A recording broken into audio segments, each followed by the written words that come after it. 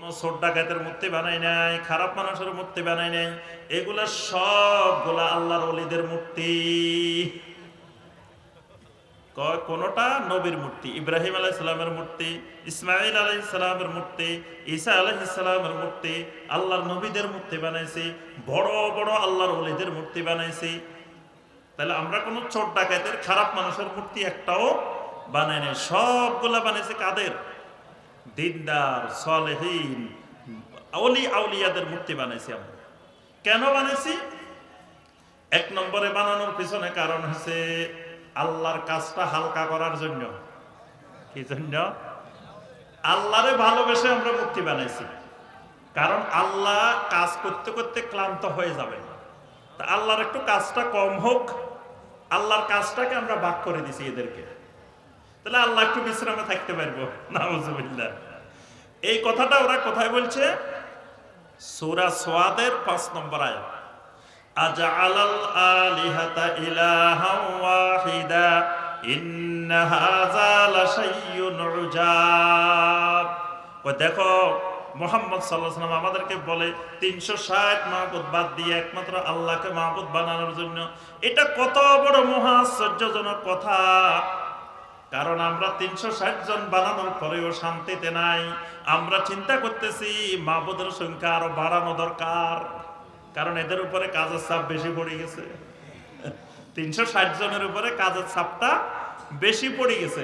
আল্লাহর কাজ হালকা করার জন্য 360 জন বানাইছে, তারপরেও শান্তিতে নাই। এখন 360 জনের মধ্যে আরো বাড়াইলে, কাজটা আরো হালকা করে দিলে, তাহলে আমাদের শান্তি আরো বাড়তে পারে। কিন্তু মুহাম্মদ সাল্লাল্লাহু আলাইহি ওয়াসাল্লাম এসে বলতেছে 360 জন একেবারে মুছে ফেলো, ডিলিট করো, করে আল্লাহকে মাবুদ বানাও।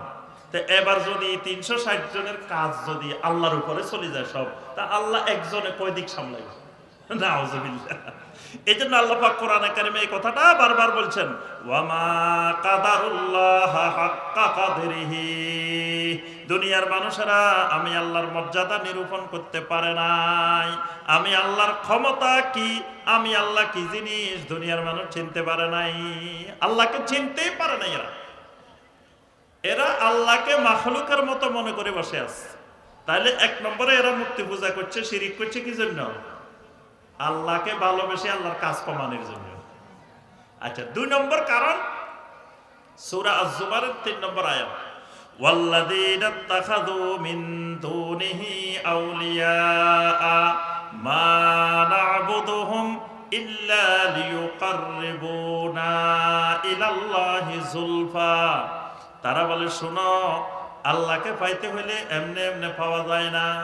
আল্লাহর মুকাররাবিন হইতে হইলে, এরা সবাই আল্লাহর ওলি, আল্লাহর মুকাররাবিন, এদের মাধ্যমে আমরা আল্লাহর ওলি হইতে চাই, মুকাররাবিন হইতে চাই, এজন্য এদের ইবাদত করি। ইল্লা লিয়ুকাররিবুনা ইলাল্লাহি যুলফা, এরা আমাদেরকে আল্লাহর নিকটবর্তী করে দিবে। সূরা ইউনূসের 18 নম্বর আয়াত, ওয়ায়াবুদুনা মিন দুনিল্লাহি মা লা ইয়াদুররুহুম ওয়া লা ইয়ানফাউহুম ওয়া ইয়াকুলুনা হাউলাই শুফাআউনা ইনদাল্লাহ। আরেকটা কারণ হলো এরা কিয়ামতের দিন আল্লাহর কাছে আমাদের জন্য সুপারিশ করবে। তাহলে কাউকে যদি আপনি মনে করেন যে এরে আমি ঠিক করে রাখলাম, কবরে মুনকার নকির আসার আগে উনি গিয়ে হাজির হয়ে যাবেন। একজনের ঠিক করছেন যে মুনকার নকির আসার আগে মুর্শিদ কেবলা হাজির। মুনকার নকির হাজির হওয়ার আগে কে হাজির হয়ে যাবে? মুর্শিদ কেবলা হাজির, আমার পীর সাহেব কেবলা হাজির। আমার প্রশ্নের উত্তর দেওয়া লাগবে না, উনি উত্তর দিয়ে দিবে। আচ্ছা, এরপরে কিয়ামতের ময়দানে জান্নাতে যাওয়ার জন্য উনি আমার জন্য বাস রেডি করে হাজির, ট্রেন রেডি করে বসে থাকবেন, লঞ্চ রেডি করে বসে থাকবেন, জাহাজ রেডি করে বসে থাকবেন, বিভিন্ন বাহন নিয়ে বসে থাকবেন। আমি খালি যাব আর কিয়ামতের ময়দানে উঠে যাব, জান্নাতে চলে যাব। বাস এইরকম যদি কাউকে ঠিক করেন, এই ঈমান ভেঙে গেছে। কারণ কবরে আপনার প্রশ্নের উত্তর আপনার নিজেকেই দেওয়া লাগবে। নিজের প্রশ্নের উত্তর নিজেকে দেওয়া লাগবে। কিয়ামতের ময়দানে হিসাবের সামনে আমার আপনার হিসাব, নিজের হিসাব নিজে দেওয়া লাগবে। আল্লাহ রাব্বুল আলামিন আমলনামা হাতের মধ্যে ধরাই দিবেন। ধরাই দিয়ে আল্লাহ রাব্বুল আলামিন বলবেন, ইকরা কিতাবাক, বান্দারে তোমার আমলনামা তুমি নিজে পড়ি পড়ি দেখো। কাফা বিনাফসিকাল ইয়াউমা আলাইকা হাসিবা, আজকের এই দিনে তোমার হিসাবের জন্য তুমি নিজেই যথেষ্ট। তোমার হিসাব তুমি করে ফেলো। তাহলে আমার হিসাব আমাকে দিতে হবে, আপনার হিসাব আপনাকে দিতে হবে। একজনের হিসাব আরেকজনের দেওয়ার কোনো সুযোগ নাই। কবরের উত্তরটা আমার উত্তর আমাকে দিতে হবে। কেউ আসে আমার উত্তর দিয়ে দেওয়ার সুযোগ নাই। ওখানে দালাল ধরার সুযোগ নাই। এই জায়গায় দালালের কাজ নাই। এই জায়গায় নিজের কাজ নিজে করা লাগবে। মিজানের সামনে নিজের আমলনামা নিয়ে নিজে দাঁড়াইতে হবে। মিজানের সামনে আরেকজনের দিয়ে আপনি দাঁড় করাই দিবেন। আমাদের দেশে অনেক সময় পরীক্ষা দিতে গেলে একজনের পরীক্ষা আরেকজনের দিয়ে দেয়, এরকম হয় না? কিন্তু মিজানের সামনে, আপনার মিজানের সামনে আপনি দাঁড়াইতে হবে। আরেকজনের আপনার মিজানের সামনে দাঁড় করাই দিবেন, এই সুযোগ কি আমাদের ময়দানে নাই। তাহলে এটাও একটা ঈমান ভঙ্গের গুরুত্বপূর্ণ কারণ। ঈমান ভঙ্গের একটা গুরুত্বপূর্ণ কারণ, আল্লাহ রাব্বুল আলামিনকে নিয়ে, আল্লাহর দ্বীনকে নিয়ে, আল্লাহর রাসূলকে নিয়ে কোন ঠাট্টা বিদ্রূপ হাসি তামাশা করলে ঈমান ভেঙে যায়। কোরআন এবং সুন্নাহর মধ্যে যা কিছু আছে, এইগুলার কোনো একটা বিষয় নিয়ে কেউ যদি একটু ঠাট্টা বিদ্রূপ হাসি তামাশা করে, তাহলে তার ঈমানটা ভেঙে যায়। এটা ঈমান ভঙ্গের একটি গুরুত্বপূর্ণ কারণ। সূরা তাওবার 65 এবং 66 নম্বর আয়াতে আল্লাহ পাক বলছেন, কুল আবিল্লাহি ওয়া আয়াতিহি ওয়া রাসূলিহি কুনতুম তাস্তাহজিউন লা তা'তাযিরু কাদ কাফারতুম বা'দা ঈমানিকুম। রাসূল আপনি বলে দিন, আল্লাহকে নিয়ে, আল্লাহর আয়াত নিয়ে, আল্লাহর রাসূলকে নিয়ে যদি ঠাট্টা বিদ্রূপ করো, লা তা'তাযিরু, কোনো ওযর আপত্তি চলবে না। কাদ কাফারতুম বা'দা ঈমানিকুম, ঈমান আনার পরে তোমরা কাফের হয়ে গেছো। ঈমান আনার পরে কাফের হয়ে গেছে। তাহলে আল্লাহ, আল্লাহর দ্বীন, আল্লাহর রাসূল, এগুলোকে নিয়ে একটু যদি হাসি তামাশা ঠাট্টা বিদ্রূপ করা হয়, তাহলে ঈমান ভেঙে যাবে। এমনকি নবী সাল্লাল্লাহু আলাইহি ওয়াসাল্লামের কোন সুন্নাহকে নিয়ে কেউ যদি ঠাট্টা বিদ্রূপ করে, হাসি তামাশা করে, এটাও ঈমান ভঙ্গের একটা কারণ। কারণ রাসূলকে ঠাট্টা করা আর রাসূলের সুন্নাহকে নিয়ে ঠাট্টা করা একই জিনিস। এখন কেউ যদি বুকে হাত বাঁধা নিয়ে ঠাট্টা করে বলে, এটা তো আম্মাওয়ালা নামাজ, এটা তো লেডিস মার্কা নামাজ, তাহলে নবী সাল্লাল্লাহু আলাইহি সাল্লাম বুকের উপরে হাত বাঁধছেন, এটা হাদিস দ্বারা প্রমাণিত। তাহলে আপনি হয়তো করেন না ইখতিলাফের কারণে, ঠিক আছে, আপনার ঈমান ভাঙে নাই। কিন্তু যদি এটা নিয়ে আপনি ঠাট্টা করেন, হাসি তামাশা করেন, তখন আপনার ঈমান ভেঙে যাবে। কারণ এটা রাসূল সাল্লাল্লাহু আলাইহি সাল্লামের একটা আমল। নবী সাল্লাল্লাহু আলাইহি সাল্লাম, যদি আপনি বলেন যে রাসূল এক সময় করছেন এক সময় করেন নাই, তো এক সময় তো করছেন। রাসূল করছেন এরকম একটা কাজ নিয়ে আপনি যদি ঠাট্টা করেন, হাসি তামাশা করেন, তাহলে ঈমান ভেঙে যাবে। যদি আপনি রাফল ইয়াদায় নিয়ে ঠাট্টা বিদ্রূপ করেন, নামাজের মধ্যে পায়ের সাথে পা লাগানো নিয়ে ঠাট্টা বিদ্রূপ করেন, হাসি তামাশা করেন, যে পায়ের সাথে পা নিয়ে লাগানো নিয়ে আপনি হাসি তামাশা করতেছেন স্টেজের মধ্যে, এটাও ঈমান ভঙ্গের একটা গুরুত্বপূর্ণ কারণ। নবী সাল্লাল্লাহু আলাইহি সাল্লামের কোন সুন্নাহ নিয়ে কেউ যদি একটু ঠাট্টা বিদ্রূপ করে, হাসি তামাশা করে, তাহলে ঈমান ভেঙে যাবে। ঈমান ভাঙার জন্য বড় কাজ করা লাগে না, ছোটখাটো কাজের মাধ্যমেও আপনার ঈমান শেষ।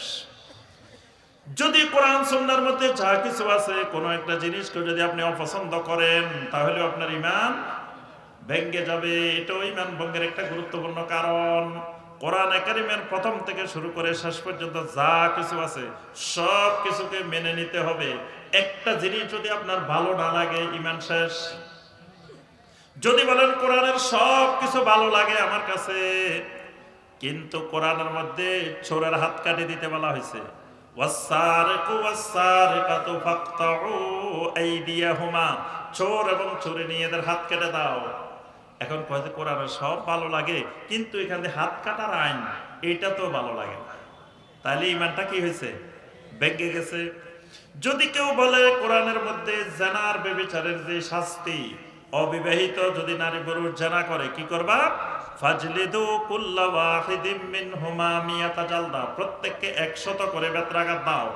আর বিবাহিত ব্যক্তি যদি জিনা করে তাহলে ফারজিমুহুমা নাকালাম মিনাল্লাহ, আল্লাহর পক্ষ থেকে নির্ধারিত শাস্তি রজম করে ফেলো। এখন যদি এই যে আল্লাহর পক্ষ থেকে নির্ধারিত শাস্তি রজম করা, কোরআনের সব ভালো লাগে, এই আইনটা ভালো লাগে না, তাহলে ঈমান থাকবো? আচ্ছা, বান্দার আইন দিবে কে? বান্দার আইন দিবে কে? ইনিল হুকমু ইল্লা লিল্লাহ, বান্দাকে আইন দেওয়ার, হুকুম দেওয়ার ক্ষমতা মালিকানা কার? উত্তর সঠিক হয় নাই। একমাত্র আল্লাহর। কার? একমাত্র আল্লাহর। আল্লাহ রাব্বুল আলামিন সূরা আল আরাফের 54 নম্বর আয়াতে কারিমায় বলেন, আলা লাহুল খালকু ওয়াল আমরু তাবারাকাল্লাহু রাব্বুল আলামিন। বান্দারে জেনে রাখো, সমগ্র সৃষ্টি একমাত্র আল্লাহর। সৃষ্টির উপরে আইন চলবে, হুকুম চলবে, নির্দেশ চলবে কার? একমাত্র আল্লাহর। সৃষ্টি যার, সৃষ্টির উপরে হুকুম চলবে, আইনও চলবে একমাত্র তার। এখন যদি মনে করেন না, এক পাশে 49টা ঘোড়া আর এক পাশে 51টা গাধা, কার দাম বেশি? ওরে কথা কয় না, আমার কথা বুঝে নাই। এক পাশে 49টা ঘোড়া আর এক পাশে 51টা গাধা, কোনটার দাম বেশি? জি, তো ঘোড়া তো দুইটা কম, ঘোড়া তো 49টা, গাধা কয়টা? 51টা। কিন্তু আমাদের দেশে সিস্টেম হলো কি, 51টার দাম বেশি। 51টা যদি কয় হ্যাঁ যযুক্ত হয়ে গেছে। 51টা গাধায় যদি কয় হ্যাঁ জয়যুক্ত।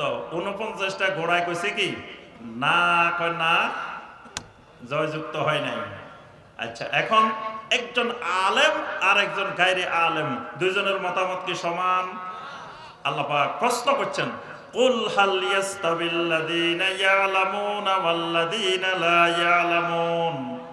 যে জানে, যার ইলম আছে, সে আর যে জানে না, দুইজনে কি সমান? সমান না। তাহলে একজনের 500 টাকা দিলে ভোট কিনা যায়, আরেকজনের 5 লাখ টাকা দিলেও কিনা যায় না। দুইজন কি সমান? সমান না। বাংলাদেশে চা এক কাপ দিয়েও ভোট কিনা যায়, লুঙ্গি একটা দিয়েও ভোট কিনা যায়, শাড়ি একটা দিয়েও ভোট কিনা যায়।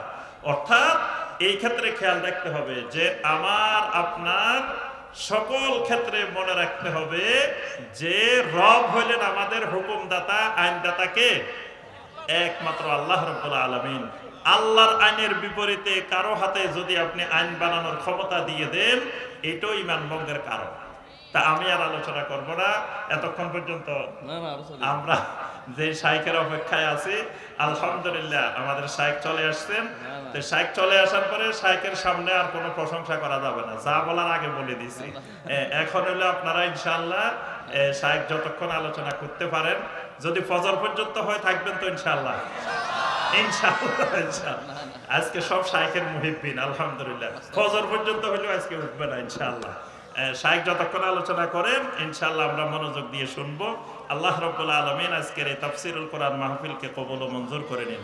আল্লাহ রাব্বুল আলামিন যা আলোচনা হয়েছে এবং যা হবে আমাদেরকে আল্লাহ পাক আমল করার তৌফিক দান করুন। আল্লাহ রাব্বুল আলামিন এই মাহফিলকে কিয়ামত পর্যন্ত দায়েম ও কায়েম রাখেন। প্রতি বছর যাতে আমরা এখানে একত্রিত হতে পারি, যাতে কোরআন সুন্নাহর বয়ান শুনতে পারি, আল্লাহ পাক সেই তৌফিক দান করুন। এই মাহফিল ইলতিজামের ক্ষেত্রে যে সকল ভাই বোন বিভিন্ন ক্ষেত্রে সহযোগিতা করেছেন, আল্লাহ রাব্বুল আলামিন সকলের সহযোগিতা, সকলের খেদমতকে কবুল ও মঞ্জুর করে নিন। আল্লাহ পাক এই এলাকাবাসীকে